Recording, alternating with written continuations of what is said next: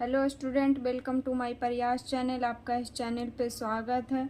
हम लोग बीएसएससी और बीएसओ का प्रैक्टिस सेट कर रहे थे स्टूडेंट, जो एडुटेरिया का था। इसमें से सेट 2 हम लोग कर लिए थे। आज हम लोग पढ़ेंगे सेट नंबर 3। और इसमें से जो भी इम्पोर्टेंट क्वेश्चन होता है स्टूडेंट, उसको हम लोग ज़्यादा एक्सप्लेनेशन करते हैं।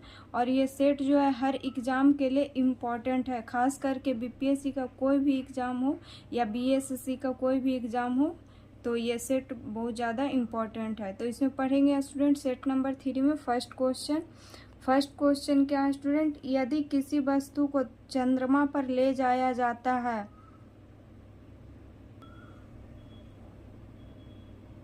यदि किसी वस्तु को चंद्रमा पर ले जाया जाता है तो उसके द्रव्यमान में क्या परिवर्तन होगा? ये जो है स्टूडेंट फर्स्ट क्वेश्चन है।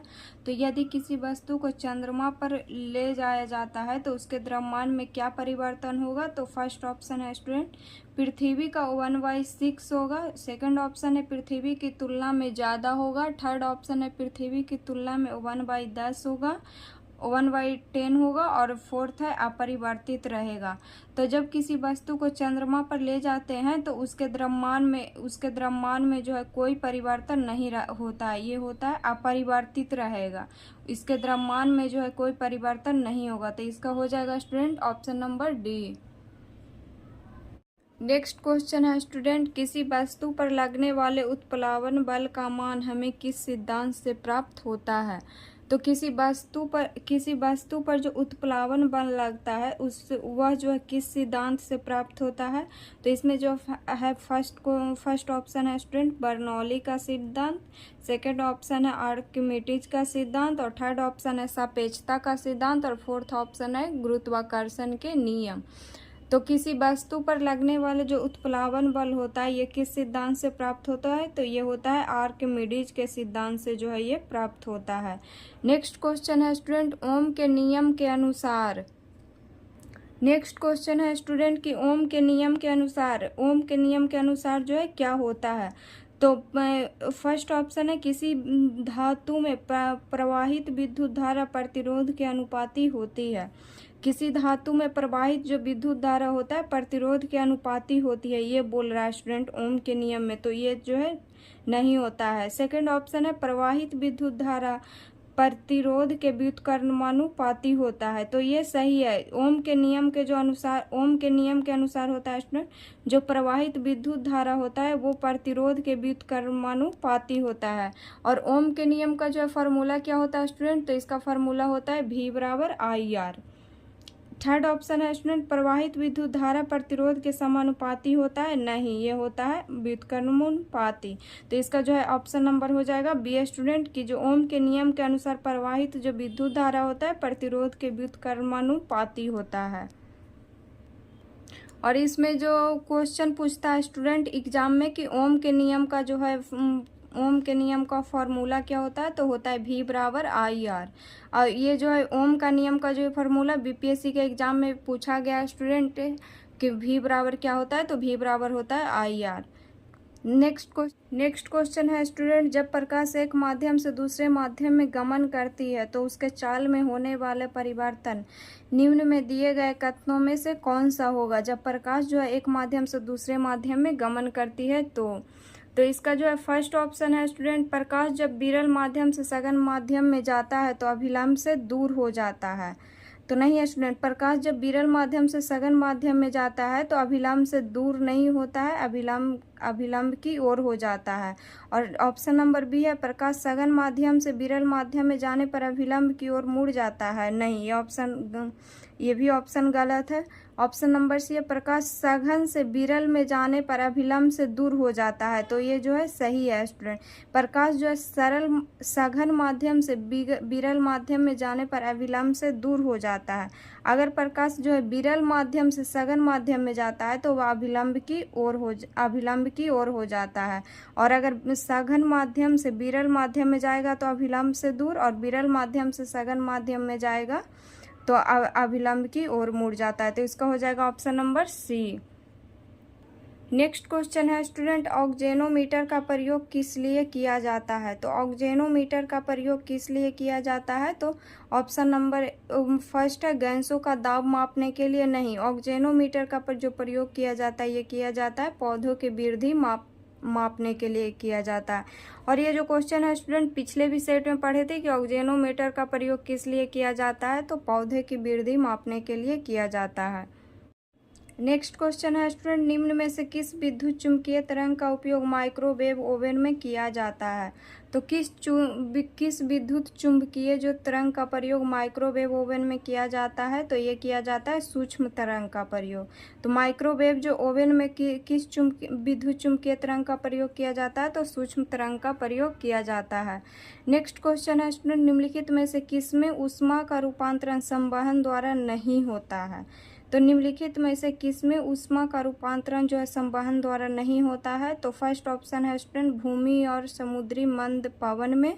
सेकंड ऑप्शन है उबलता जल। थर्ड ऑप्शन है बल्ब के धारा प्रवाह के कारण बल्ब के कांच की सतह का गर्म होना। और फोर्थ ऑप्शन है स्टूडेंट बातिया भट्ठी के चारों ओर वायु का परिसंचरण।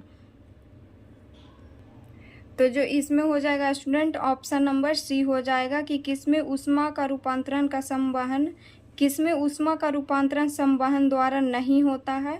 तो बल्ब के धारा प्रवाह के कारण बल्ब की कांच की सतह का गर्म होना, ये जो है संवहन द्वारा, ऊष्मा का रूपांतरण इसमें संवहन द्वारा नहीं होता है। तो ऑप्शन नंबर हो जाएगा सी।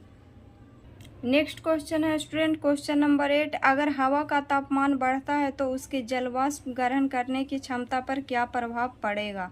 तो अगर हवा का तापमान बढ़ता है तो उसकी जलवाष्प ग्रहण करने की क्षमता पर क्या प्रभाव पड़ेगा स्टूडेंट? तो जलवाष्प करने की क्षमता का प्रभाव पड़ेगा, ये बढ़ जाएगा, ये जो है बढ़ेगा। अगर हवा का तापमान बढ़ता है तो उसका जलवाष्प ग्रहण करने की क्षमता जो है बढ़ेगा। तो इसका जो हो जाएगा ऑप्शन नंबर ए हो जाएगा स्टूडेंट। नेक्स्ट क्वेश्चन है स्टूडेंट पूर्ण पाचन रस किसे कहा जाता है जिसमें कार्बोहाइड्रेट वसा प्रोटीन आदि सभी के पाचन हेतु एंजाइम्स उपस्थित होता है? तो पूर्ण पाचन रस किसे कहा जाता है जिसमें कार्बोहाइड्रेट वसा प्रोटीन आदि सभी के पाचन हेतु एंजाइम्स उपस्थित होता है? तो ऑप्शन नंबर ए है स्टूडेंट पीत रस। सेकेंड ऑप्शन है जठर रस और थर्ड ऑप्शन है आंत रस और फोर्थ ऑप्शन है अग्नाशय रस। तो पूर्ण पाचन रस जो बोला जाता है अग्नाशय रस को बोला जाता है। तो ऑप्शन नंबर हो जाएगा डी। नेक्स्ट क्वेश्चन है स्टूडेंट निम्न में से किसकी कोशिकाएं गोलाकार होती है तथा इनमें केंद्रक अनुपस्थित होता है? मतलब जो है इसमें केंद्रक जो है नहीं होता है। तो इसमें किसकी कोशिकाएं जो है गोलाकार होती है? तो फर्स्ट है WBC, सेकंड ऑप्शन है प्लेटलेट्स, थर्ड है लिम्फोसाइट और फोर्थ है RBC। तो किसकी कोशिकाएं जो गोलाकार होती है स्टूडेंट? तो ये होती है RBC की जो कोशिका होती है ये गोलाकार होती है। नेक्स्ट क्वेश्चन है स्टूडेंट जीव विज्ञान की शाखा एंथ्रोलॉजी में किसका अध्ययन किया जाता है? तो जीव विज्ञान की शाखा एंथ्रोलॉजी में किसका अध्ययन किया जाता है? तो ये किया जाता है फूल का किया जाता है। तो एंथ्रोलॉजी में जो किसका अध्ययन किया जाता है जीव विज्ञान में? तो फूलों का किया जाता है। तो ऑप्शन नंबर हो जाएगा डी। नेक्स्ट क्वेश्चन है स्टूडेंट कौन सा पादप हार्मोन किसी पौधे में कोशिका विभाजन की दर को बढ़ाने के लिए उत्तरदायी है? तो कौन सा जो है पादप हार्मोन जो है किसी पौधे में कोशिका के विभाजन की दर को बढ़ाने के लिए उत्तरदायी है स्टूडेंट? तो फर्स्ट ऑप्शन है ऑक्सिन, सेकंड ऑप्शन है जिबरेलिन, थर्ड ऑप्शन है साइटोकाइनिन और फोर्थ ऑप्शन है एथिलीन। तो इसमें जो कौन सा पादप हार्मोन हो जाएगा? तो ये हो जाएगा साइटोकाइनिन। नेक्स्ट क्वेश्चन है स्टूडेंट राइबोफ्लोविन की कमी से कौन सा रोग होता है? तो पहले ये जान लेंगे स्टूडेंट कि राइबोफ्लोविन जो है किस विटामिन का जो है रासायनिक नाम है? तो राइबो जो फ्लोविन है ये विटामिन B2 का जो है रासायनिक नाम है राइबोफ्लोविन। और ये जो इसकी कमी से कौन सा रोग होता है स्टूडेंट? तो इसकी कमी से होता है किलोसिस होता है इसकी कमी से। और ये विटामिन B1 की कमी से कौन सा रोग होता है, तो विटामिन B1 की कमी से बेरी रोग होता है स्टूडेंट। और विटामिन B3 की कमी से कौन सा रोग होता है, तो ये होता है नियासिन होता है। और नियासिन को ही स्टूडेंट पेलाग्रा कहते हैं या पेलाग्रा को ही नियासिन कहते हैं। तो ये दोनों जो होता है विटामिन B3 की कमी से होता है, और विटामिन B2 की कमी से होता है किलोसिस, और विटामिन B1 की कमी से होता है बेरी। और राइबोफ्लोविन जो है किस विटामिन का रासायनिक नाम है, तो विटामिन B2 का जो है रासायनिक नाम है राइबोफ्लोविन। नेक्स्ट क्वेश्चन है स्टूडेंट, निम्न में से कौन सा मादा हार्मोन है, तो निम्न में से कौन सा मादा हार्मोन है स्टूडेंट, तो फर्स्ट ऑप्शन है एंड्रोजन, सेकंड ऑप्शन है एस्ट्रोजन, और थर्ड ऑप्शन है प्रोजेस्टेरोन, और फोर्थ ऑप्शन है बी और सी दोनों। तो इसमें जो एंड्रोजेंस और एस्ट्रोजन जो है ये मादा हार्मोन है, तो इसमें ऑप्शन नंबर डी हो जाएगा, बी और सी दोनों। अब प्रोजेस्टेरोन जो है स्टूडेंट ये नर हार्मोन है। नेक्स्ट क्वेश्चन है स्टूडेंट, मानव शरीर की किस ग्रंथि में विटामिन ए का संश्लेषण होता है, तो मानव शरीर के किस ग्रंथि में विटामिन ए का जो है संश्लेषण होता है, तो ये होता है यकृत में। तो किस ग्रंथि में जो है विटामिन ए का संश्लेषण होता है स्टूडेंट्स मानव शरीर में, तो यकृत में होता है। नेक्स्ट क्वेश्चन है स्टूडेंट, आरएनए में कौन सा पिरामिडीन क्षार उपस्थित होता है, और आरएनए का फुल फॉर्म होता है स्टूडेंट राइबोन्यूक्लिक एसिड। आरएनए का फुल फॉर्म जो होता है स्टूडेंट राइबोन्यूक्लिक एसिड होता है, और इसमें से कौन सा पिरामिडीन क्षार उपस्थित होता है, तो फर्स्ट ऑप्शन है स्टूडेंट साइटोसिन तथा थाइमिन, और सेकंड ऑप्शन है एडेनिन तथा गेवानिन, और थर्ड ऑप्शन है साइटोसिन तथा गिवानिन, और फोर्थ ऑप्शन है साइटोसिन तथा यूरेसिल। तो जो आरएनए में जो होता है क्षार उपस्थित होता है स्टूडेंट, तो ये होता है साइटोसिन तथा यूरेसिल। तो इसका जो हो जाएगा ऑप्शन नंबर डी हो जाएगा।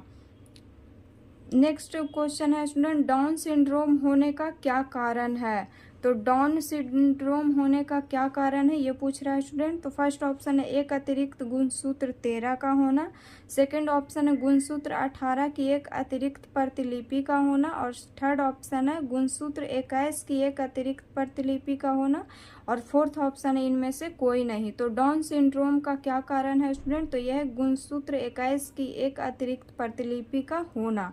तो ऑप्शन नंबर जो हो जाएगा सी हो जाएगा। नेक्स्ट क्वेश्चन है स्टूडेंट क्वेश्चन नंबर 18, राष्ट्रकूट वंश का संस्थापक कौन था। ये हिस्ट्री का क्वेश्चन है स्टूडेंट कि राष्ट्रकूट वंश का संस्थापक कौन था, तो राष्ट्रकूट जो वंश था इसका संस्थापक था दंती दुर्ग। नेक्स्ट क्वेश्चन है स्टूडेंट, किस शासक द्वारा नर्मदा नदी के तट पर हर्षवर्धन को पराजित किया गया था, तो किस शासक द्वारा जो है नर्मदा नदी के तट पर हर्षवर्धन को पराजित किया गया था, तो ये किया गया था पुलकेशन द्वितीय को। और किस नदी पर किया गया था स्टूडेंट, तो नर्मदा नदी के तट पर। और किसको पराजित किया गया था, तो हर्षवर्धन को पराजित किया था पुलकेशन द्वितीय ने। नेक्स्ट क्वेश्चन है स्टूडेंट, प्राचीन भारत में होने वाले विदेशी आक्रमणों का सही क्रम क्या है, तो जो प्राचीन भारत में जो विदेशी आक्रमण हुआ है स्टूडेंट भारत पर, उसका जो है सही क्रम पूछ रहा है। तो पहले किए थे यूनानी, तो यूनानी किसमें, हाँ पहले किए थे यूनानी स्टूडेंट, फिर किए थे शक, और फिर किए थे पल्लव, और फिर किए थे कुषाण। तो पहले जो विदेशी आक्रमण किए थे ये किए थे यूनानी, फिर सेकंड में किए थे शक, और फिर किए थे पल्लव, और फिर बाद में किए थे कुषाण। तो इसका जो है ऑप्शन नंबर हो जाएगा डी स्टूडेंट। नेक्स्ट क्वेश्चन है स्टूडेंट, सिंधु सभ्यता का बंदरगाह निम्न में से कौन सा था। जो सिंधु सभ्यता था स्टूडेंट इसका बंदरगाह निम्न में से कौन सा था, तो फर्स्ट ऑप्शन है लोथल, सेकंड ऑप्शन है सुतकोंडता, थर्ड ऑप्शन है कालीबंगन, और फोर्थ ऑप्शन है ए और बी दोनों। तो जो सिंधु जो सभ्यता था स्टूडेंट इसका बंदरगाह जो था लोथल था, और सुतकोंडता भी था। तो ए और बी जो है दोनों हो जाएगा, तो ऑप्शन नंबर डी हो जाएगा। और लोथल जो ये बंदरगाह है सिंधु सभ्यता का ये कहाँ पड़ता है, तो ये पड़ता है गुजरात में। तो ये कहाँ पड़ता है स्टूडेंट, तो ये लोथल पड़ता है गुजरात में। और सिंधु सभ्यता का बंदरगाह कितना था, तो 2 था, लोथल था और सुतकोंडता था। नेक्स्ट क्वेश्चन है स्टूडेंट, भगवान बुद्ध की प्रथम मूर्ति किस शैली में निर्मित हुई थी। तो जो भगवान बुद्ध थे इनकी प्रथम मूर्ति जो है किस शैली में निर्मित हुई थी, तो फर्स्ट ऑप्शन है गंधार शैली, सेकंड ऑप्शन है मथुरा शैली, थर्ड ऑप्शन है पाक कला शैली और फोर्थ ऑप्शन है मौर्य कला शैली। तो भगवान बुद्ध की प्रथम मूर्ति किस शैली में निर्मित हुई थी स्टूडेंट? तो ये हुई थी मथुरा शैली में। नेक्स्ट क्वेश्चन है स्टूडेंट, किसने बाल गंगाधर तिलक को भारतीय असंतोष का जनक कहा था? तो जो है बाल गंगाधर तिलक को जो है भारतीय असंतोष का जनक किसने कहा था स्टूडेंट? बाल गंगाधर तिलक को तो ये कहे थे बेल्टाइन सिरोल ने। तो बाल गंगाधर तिलक को भारतीय असंतोष का जनक किसने कहा था? तो कहा था बेल्टाइन सिरोल ने। तो ऑप्शन नंबर हो जाएगा सी। नेक्स्ट क्वेश्चन है स्टूडेंट, भारत छोड़ो आंदोलन के प्रस्ताव को किसने समर्थन किया था? तो भारत छोड़ो जो आंदोलन चला था स्टूडेंट, ये इसके प्रस्ताव को किसने समर्थन किया था? तो पहले ये जान लेंगे स्टूडेंट कि भारत छोड़ो आंदोलन कब शुरू हुआ था। तो भारत छोड़ो जो आंदोलन शुरू हुआ था स्टूडेंट, ये हुआ था 8 अगस्त 1942 को शुरू हुआ था। और भारत छोड़ो आंदोलन जो है शुरू कौन करवाए थे? तो ये करवाए थे महात्मा गांधी। और भारत छोड़ो आंदोलन के प्रस्ताव को किसने जो है समर्थन किया था? तो ये किए थे सरदार वल्लभ भाई पटेल।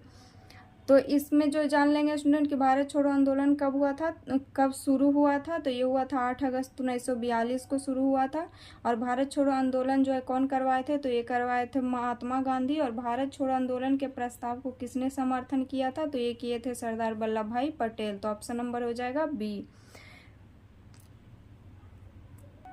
नेक्स्ट क्वेश्चन है स्टूडेंट, सार्जेंट आयोग का संबंध किस क्षेत्र से था? तो सार्जेंट जो आयोग है इसका संबंध जो है किस क्षेत्र से था?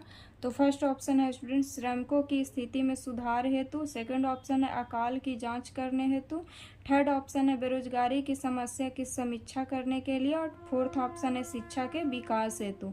तो सार्जेंट जो आयोग का संबंध था किस क्षेत्र से था स्टूडेंट? तो ये था शिक्षा के विकास हेतु से संबंध। नेक्स्ट क्वेश्चन है स्टूडेंट, असहयोग आंदोलन की शुरुआत कब हुई थी? तो जो असहयोग आंदोलन की शुरुआत हुई थी स्टूडेंट, ये हुई थी 1 अगस्त 1920 को। तो असहयोग आंदोलन की शुरुआत कब हुई थी? तो 1 अगस्त 1920 को हुई थी। नेक्स्ट क्वेश्चन है स्टूडेंट, भारत में किस गवर्नर जनरल के कार्यकाल में अंग्रेजी को शिक्षा का माध्यम बनाया गया? तो भारत में किस गवर्नर जनरल के कार्यकाल में अंग्रेजी को शिक्षा का माध्यम बनाया गया स्टूडेंट? तो फर्स्ट ऑप्शन है वारेन हेस्टिंग्स, सेकंड ऑप्शन है लॉर्ड कॉर्नवालिस, थर्ड ऑप्शन है विलियम बेंटिंग और फोर्थ ऑप्शन है लॉर्ड डलहौजी। तो किस गवर्नर जनरल के कार्यकाल में अंग्रेजी को शिक्षा का माध्यम बनाया गया? तो ये बनाया गया था विलियम बेंटिंग के समय। नेक्स्ट क्वेश्चन है स्टूडेंट, निम्न में से रक्त कैंसर को नियंत्रित करने में प्रयोग किया जाता है? तो इसमें पूछ रहा है स्टूडेंट कि किसका उपयोग जो है रक्त कैंसर को नियंत्रित करने में प्रयोग किया जाता है? तो फर्स्ट ऑप्शन है कोबाल्ट 60 है। तो जो कोबाल्ट 60 का जो यूज होता है स्टूडेंट रक्त कैंसर को नियंत्रित करने में इसका यूज किया जाता है। तो ऑप्शन नंबर हो जाएगा ए। नेक्स्ट क्वेश्चन है स्टूडेंट, निष्क्रिय गैसों का गलनांक होता है। तो जो निष्क्रिय गैस होता है स्टूडेंट, निष्क्रिय गैस को ही अक्रिय गैस बोलते हैं। और निष्क्रिय गैस का जो गलनांक होता है स्टूडेंट ये जो है कम होता है। तो पूछेगा कि निष्क्रिय गैस का गलनांक होता है, तो निष्क्रिय गैस का जो गलनांक होता है कम होता है। नेक्स्ट क्वेश्चन है स्टूडेंट, पेट की अम्लीयता को दूर करने में निम्न में से किसका प्रयोग किया जाता है? तो पेट की जो अम्लीयता को दूर करने में निम्न में से किसका प्रयोग किया जाता है ये पूछ रहा है स्टूडेंट। तो फर्स्ट ऑप्शन है NaCl। NaCl का जो रासायनिक नाम होता है स्टूडेंट ये इसका होता है सोडियम क्लोराइड। सेकेंड ऑप्शन है NaOH, इसका रासायनिक नाम होता है सोडियम हाइड्रोक्साइड। और थर्ड ऑप्शन है स्टूडेंट NaHCO3, इसका जो रासायनिक नाम है सोडियम बाइकार्बोनेट। तो पेट की जो अम्लीयता को दूर करने में इसी का प्रयोग किया जाता है, सोडियम बाइकार्बोनेट का प्रयोग किया जाता है। फोर्थ ऑप्शन है स्टूडेंट KNO3। तो KNO3 का जो रासायनिक नाम होता है स्टूडेंट पोटेशियम नाइट्रेट होता है। और NaCl का जो रासायनिक नाम होता है सोडियम क्लोराइड होता है। NaOH का रासायनिक नाम सोडियम हाइड्रोक्साइड होता है। और NaHCO3 का रासायनिक नाम होता है सोडियम बाइकार्बोनेट। और KNO3 का जो रासायनिक नाम होता है student potassium nitrate. Next question है स्टूडेंट, निम्न में से कौन जैव निम्नीकरण बहुलक का उदाहरण है? तो इसमें पूछ रहा है कि कौन जैव निम्नीकरण बहुलक का उदाहरण है। तो फर्स्ट ऑप्शन है नाइलॉन 2, सेकंड ऑप्शन है नाइलॉन 6, थर्ड ऑप्शन है पॉली बी हाइड्रोक्सी और फोर्थ ऑप्शन है इनमें से सभी। तो कौन जैव निम्नीकरण बहुलक का उदाहरण है? तो इनमें से सभी हो जाएगा। नेक्स्ट क्वेश्चन है स्टूडेंट, पायरोल्यूसाइट निम्न में से किसका आवश्यक है? तो पायरोल्यूसाइट निम्न में से किसका आवश्यक है? तो फर्स्ट ऑप्शन है निकेल, सेकंड ऑप्शन है कोबाल्ट, थर्ड ऑप्शन है मैग्नीज और फोर्थ ऑप्शन है एस्ट्रोसियम। तो पायरोल्यूसाइट जो है निम्न में से किसका आवश्यक है? तो यह है मैग्नीज का। नेक्स्ट क्वेश्चन है स्टूडेंट, समुद्री खरपतवार निम्न में से किसका स्रोत है? समुद्री खरपतवार निम्न में से किसका स्रोत है, ये पूछ रहा है। तो जो समुद्री जो खरपतवार होता है स्टूडेंट, ये स्रोत है आयोडीन का। तो समुद्री खरपतवार जो है किसका स्रोत है? तो आयोडीन का है। इसका हो जाएगा option number A.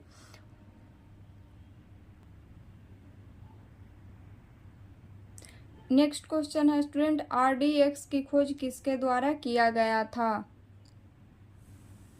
Next question है स्टूडेंट कि आरडीएक्स की खोज किसके द्वारा किया गया था? तो आरडीएक्स की खोज किया गया था जॉर्ज हेनिंग के द्वारा। तो आरडीएक्स का खोज किसके द्वारा किया गया था? तो ये किया गया था जॉर्ज हेनिंग के द्वारा। नेक्स्ट क्वेश्चन है, भारी जल का प्रयोग किया जाता है। भारी जल का प्रयोग जो है किसमें किया जाता है, ये पूछ रहा है। तो पहले जान लेंगे इसमें स्टूडेंट कि भारी जल का जो फॉर्मूला होता है क्या होता है। तो भारी जल का फॉर्मूला होता है D2O। और भारी जल का जो रासायनिक नाम क्या होता है? तो भारी जल का रासायनिक नाम होता है ड्यूटेरियम ऑक्साइड। भारी जल का जो है फॉर्मूला होता है D2O और भारी जल का जो रासायनिक नाम होता है स्टूडेंट ड्यूटेरियम ऑक्साइड होता है। और भारी जल का प्रयोग किया जाता है, ये क्वेश्चन इसमें पूछ रहा है। तो न्यूट्रॉन के मंदक के रूप में, ये सही है। जीवाणुनाशक के रूप में, ये भी सही है। ड्यूटेरियम के यौगिक बनाने में, ये भी सही है। और इसका फोर्थ ऑप्शन है इनमें से सभी। तो इसमें हो जाएगा ऑप्शन नंबर डी, इनमें से सभी। नेक्स्ट क्वेश्चन है स्टूडेंट, संविधान सभा के किस सदस्य ने प्रस्तावना के संबंध में कहा है कि प्रस्तावना संविधान का सबसे सम्मानित भाग है? तो संविधान सभा के किस सदस्य ने प्रस्तावना के संबंध में कहा है कि प्रस्तावना संविधान का सबसे सम्मानित भाग है? तो ये बोले थे पंडित ठाकुरदास भार्गव बोले थे। तो ये कौन बोले थे स्टूडेंट? ये बोले थे पंडित ठाकुरदास भार्गव। नेक्स्ट क्वेश्चन है स्टूडेंट, निम्न में से कौन सी समिति त्रिस्तरीय पंचायती राज प्रणाली को सिफारिश करने के लिए जानी जाती है? तो इसमें पूछ रहा है स्टूडेंट कि कौन सी जो इसमें समिति है वो त्रिस्तरीय पंचायती राज प्रणाली को सिफारिश करने के लिए जानी जाती है। तो ये जानी जाती है स्टूडेंट पर फर्स्ट ऑप्शन है अशोक मेहता समिति, सेकंड ऑप्शन है जी बी के राव समिति, थर्ड ऑप्शन है बलवंत राय मेहता समिति और फोर्थ ऑप्शन है सरकारिया समिति। तो त्रिस्तरीय जो पंचायती राज प्रणाली का सिफारिश करने के लिए त्रिस्तरीय ये जाने जाती है बलवंत राय मेहता समिति को। त्रिस्तरीय पंचायती राज जो है समिति है बलवंत राय मेहता समिति। और पूछेगा स्टूडेंट क्वेश्चन में कि द्विस्तरीय समिति कौन है इसमें? तो द्विस्तरीय अशोक मेहता समिति और त्रिस्तरीय बलवंत राय मेहता समिति। नेक्स्ट क्वेश्चन है स्टूडेंट, निम्न में से कौन राज्यसभा के सदस्य के अयोग्यता मामले पर फैसला करता है? तो निम्नलिखित में से कौन राज्यसभा के सदस्य के अयोग्यता के मामले पर फैसला करता है, ये क्वेश्चन पूछ रहा है स्टूडेंट। तो फर्स्ट ऑप्शन है सर्वोच्च न्यायालय, सेकंड ऑप्शन है चुनाव आयोग के परामर्श पर भारत का राष्ट्रपति, थर्ड ऑप्शन है चुनाव आयोग और फोर्थ ऑप्शन है संसद के परामर्श पर भारत का राष्ट्रपति।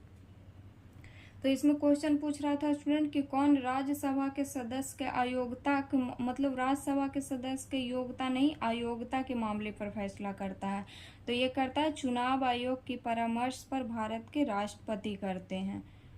तो ऑप्शन नंबर हो जाएगा बी। नेक्स्ट क्वेश्चन है स्टूडेंट, राज्य के नीति निर्देशक तत्व का कौन सा अनुच्छेद सहकारी समिति के गठन को बढ़ावा देता है? तो इसमें पूछ रहा है स्टूडेंट कि राज्य के नीति निर्देशक तत्व का कौन सा अनुच्छेद जो है सहकारी समिति के गठन को जो है बढ़ावा देता है? तो ये देता है अनुच्छेद 43 का ख। तो ऑप्शन नंबर हो जाएगा सी। तो राज्य के नीति निर्देशक तत्व को कौन सा अनुच्छेद जो है सहकारी समिति के गठन को बढ़ावा देता है? तो ये अनुच्छेद हो जाएगा 43 ख। नेक्स्ट क्वेश्चन है स्टूडेंट, भारतीय संविधान में संशोधन का प्रस्ताव किस देश के संविधान से लिया गया है। तो इसमें क्वेश्चन पूछ रहा है स्टूडेंट कि भारतीय संविधान में संशोधन का प्रस्ताव, तो भारतीय संविधान में जो संशोधन का प्रस्ताव है किस देश से लिया गया है, तो ये लिया गया दक्षिण अफ्रीका से। नेक्स्ट क्वेश्चन है स्टूडेंट, रूस में यूराल पर्वत किस पर्वत के उदाहरण है।